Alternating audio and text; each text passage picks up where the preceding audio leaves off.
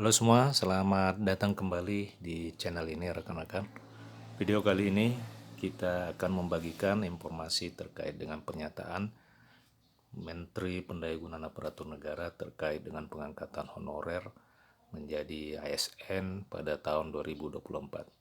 Kabarnya banyak formasi yang akan dibuka pada tahun 2024 ini. Informasi selengkapnya ayo ditonton secara lengkap agar rekan-rekan sekalian bisa menerima informasi ini secara utuh dan menyeluruh. Rekan-rekan, Kementerian Pendayagunaan Aparatur Negara dan Reformasi Birokrasi nampaknya memang akan menyelesaikan masalah tenaga honorer atau non-aparatur sipil negara di tahun 2024. Langkah ini sebagai tindak lanjut atas mandat dan poin utama dari Undang-Undang Nomor 20 Tahun 2023 tentang aparatur sipil negara. Menteri Pendayagunaan Aparatur Negara dan Reformasi Birokrasi menekankan bahwa pemerintah tidak menutup kemungkinan untuk merekrut talenta-talenta baru.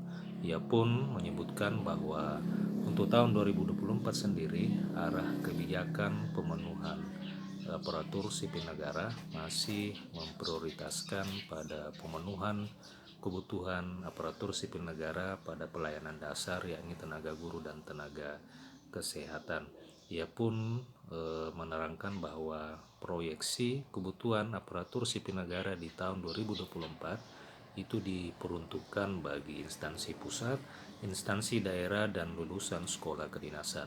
Hal ini menarik dan menjadi kabar yang baik bagi rekan-rekan para tenaga honorer, khususnya pada tahun ini tidak mendapatkan formasi atau tidak bisa mendaftar pada seleksi P3K oleh karena memang tidak tersedianya formasi yang disediakan oleh pemerintah daerah pada tahapan seleksi.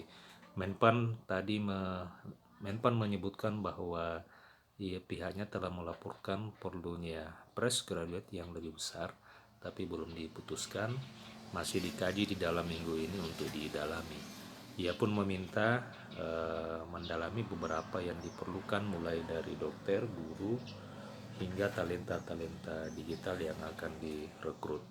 Rekan-rekan sekalian, untuk pemerataan guru di daerah 3T atau terdepan, terluar, dan tertinggal menjadi salah satu fokus pengadaan di tahun depan. Pemerintah juga akan memberi afirmasi bagi guru non-ASN yang telah mengabdi di daerah tertinggal agar bisa diakomodir menjadi pegawai pemerintah dengan perjanjian kerja.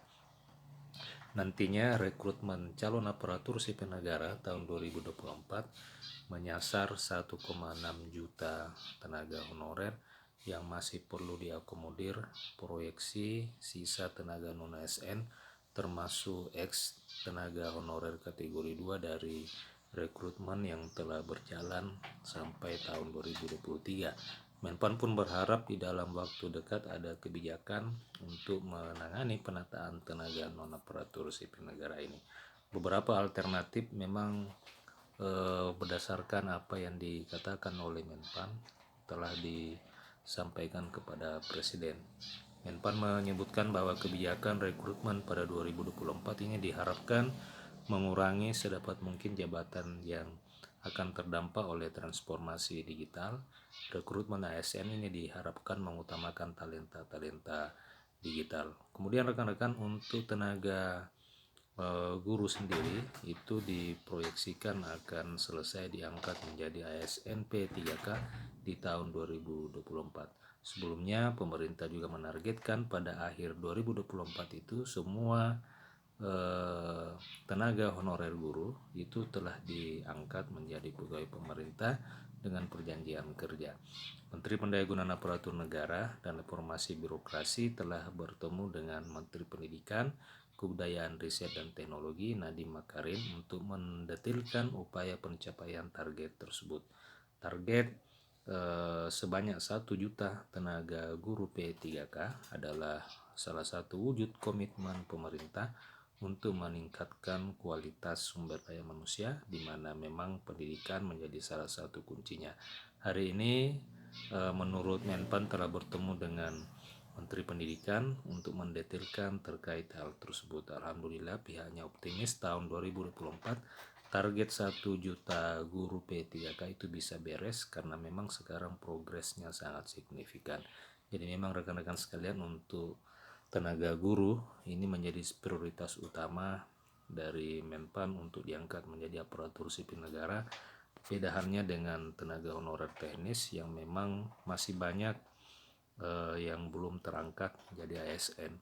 Tentu kita sama-sama berharap pemerintah juga tidak menutup mata dengan keberadaan honorer teknis administrasi, oleh karena memang bagaimanapun honorer teknis ini menjadi bagian dari pelaksanaan roda pemerintahan, baik itu di pemerintah pusat maupun pemerintah daerah. Menpan menyebutkan bahwa pemenuhan tenaga guru diantaranya melalui program rekrutmen 1 juta guru P3K.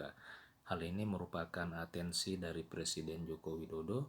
Rekrutmen 1 juta guru P3K tersebut berasal dari guru-guru non-ASN dan guru tenaga honorer kategori 2 yang selama ini memang telah mengabdi. Menpan menyebutkan bahwa Indonesia Emas 2045, di mana negara ini akan masuk menjadi 4 besar ekonomi dunia, sehingga memang atas dasar ini pemerintah memprioritaskan tenaga honorer kategori guru. Jadi memang hal ini rekan-rekan perlu ketahui sebagai alasan kenapa pemerintah selama ini selalu memprioritaskan tenaga guru di dalam setiap pengangkatan aparatur sipil negara, oleh karena memang pemerintah melihat SDM guru ini itu sangat berpengaruh pada peningkatan SDM sumber daya manusia yang ada di Indonesia.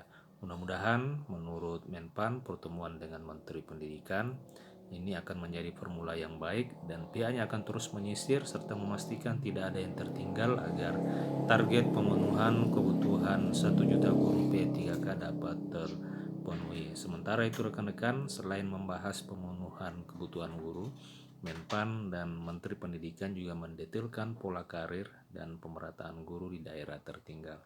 Pertemuan ini juga memastikan bahwa karir guru dan ketersediaan guru di daerah-daerah yang paling tertinggal dan terluar itu ada. Skema insentifnya itu pihaknya telah mendetailkan dan nanti akan dituangkan di dalam peraturan pemerintah.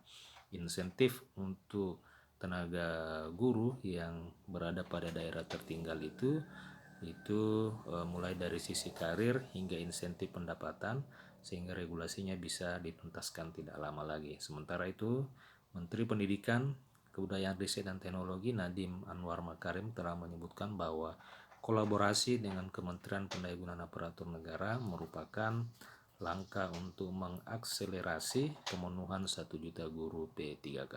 Demikian rekan-rekan berita kali ini. Terima kasih telah menyaksikan. Sampai jumpa di video berikutnya.